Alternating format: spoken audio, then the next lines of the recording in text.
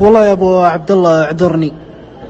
البارح اخوي عبد الله كان مستلم واولاده اثنين كانوا تعبانين والله، وديتهم المستشفى، اخذ كل واحد منهم مغذية وخافض حرارة.